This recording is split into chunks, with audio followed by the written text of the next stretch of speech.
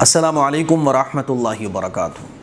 کئی لوگ معلوم کر رہے تھے کہ عرفے کا دن کب ہے، کیونکہ عشرہ ذی الحجہ کی بہت زیادہ فضیلت ہے۔ عشرہ ذی الحجہ میں بھی 9 ذی الحجہ یعنی عرفے کے دن کی فضیلت اور زیادہ ہے، کیونکہ عرفے کا جو دن ہے نا، یہ بڑا عظیم الشان دن ہے۔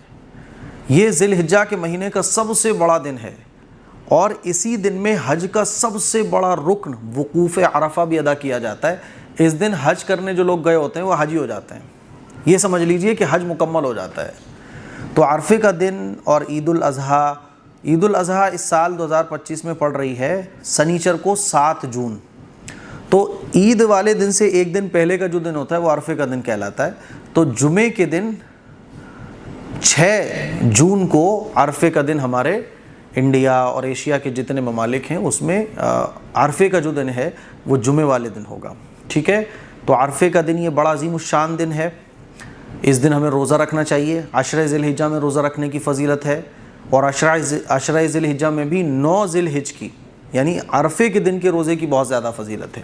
حدیث میں نبی کریم صلی اللہ علیہ وسلم کا ارشاد ہے کہ عرفے کے دن کا روزہ پچھلے 1 سال کے گناہ اور اگلے 1 سال کے گناہوں کا کفارہ ہے۔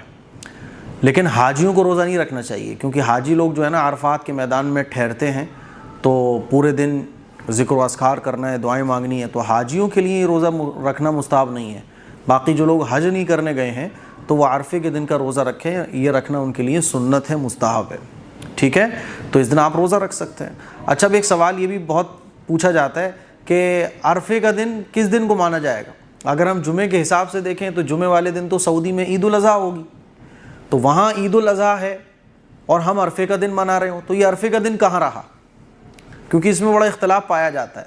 بعض علماء یہ کہتے ہیں کہ سعودی عرب میں جب عرفے کا دن ہوگا اسی دن ہمارے یہاں بھی عرفے کا دن سمجھا جائے گا، تو وہاں جمعرات کو عرفے کا دن ہوگا تو ہم لوگ جمعرات کو عرفے کا دن سیلیبریٹ کریں۔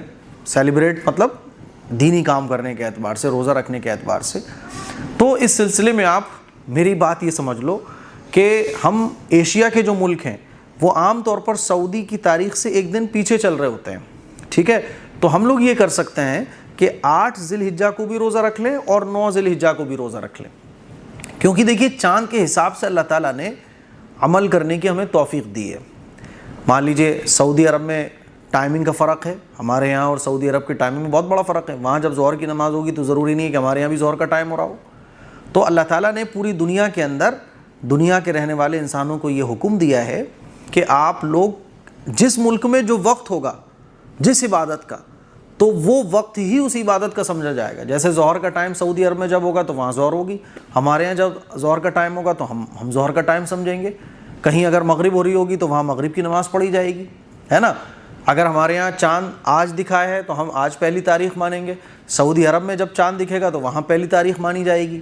کیونکہ چاند آپ دیکھیں سعودی عرب میں اگر 5 تاریخ ہے تو ہمارے یہاں 4 تاریخ ہوتی ہے، وہاں چاند ہو گیا لیکن ہمارے یہاں پورا چاند ہو رہا ہوتا ہے۔ تو یہ اللہ کا بنایا ہوا ایک نظام ہے۔ تو ہم عبادت کے مکلف ہیں جس ملک میں جس علاقے میں ہم رہتے ہیں وہاں کی ٹائمنگ کے حساب سے۔ لیکن عرفے کے دن کے بارے میں یہ تھوڑا سا جو اختلاف ہے تو اس کو ہم اس طرح سے دور کر سکتے ہیں کہ ہم لوگ ایشیا، انڈیا، پاکستان، بنگلہ دیش، چائنا، افغانستان، یہ جو ایشیا کے ممالک ہیں، تو ایک دن پیچھے ہماری تاریخ چل رہی ہوتی ہے۔ تو ہم جس دن سعودی عرب میں عرفے کا دن ہوگا تو ہمارے یہاں جمعرات کا دن ہوگا، تو ہم اس دن کا بھی روزہ رکھ لیں، اور جمعے کو ہمارے یہاں 9 تاریخ ہوگی، 9 ذی الحجہ ہوگا تو ہم 9 تاریخ کا بھی روزہ رکھ سکتے ہیں۔ ایسے مسئلہ ختم ہو جائے گا، اس میں کوئی اختلاف کرنے کی بات ہی نہیں ہے۔ تو اسی لیے اتنا پریشان ہونے کی ضرورت نہیں ہے، کوئی اتنا بڑا اختلافی مسئلہ نہیں ہے، ٹھیک ہے۔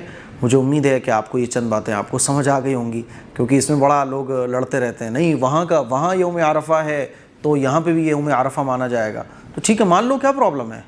8 ذی الحجہ کا روزہ رکھ لو اور احتیاطاً 9 ذی الحجہ کا بھی رکھ لو، پرابلم کیا ہے؟ کوئی پرابلم نہیں ہے۔ اور اگر کوئی 8 ذی الحجہ کا روزہ نہیں رکھ رہا ہے تو 9 ذی الحجہ کا روزہ رکھ لیں۔ یہ تمام کے تمام روزے جو ہیں نا یہ نفلی روزے ہیں، رکھ لو تو ثواب ہے، نہیں رکھو گے تو کوئی آپ گنہگار نہیں ہو رہے، کوئی آپ وہ نہیں ہو رہے۔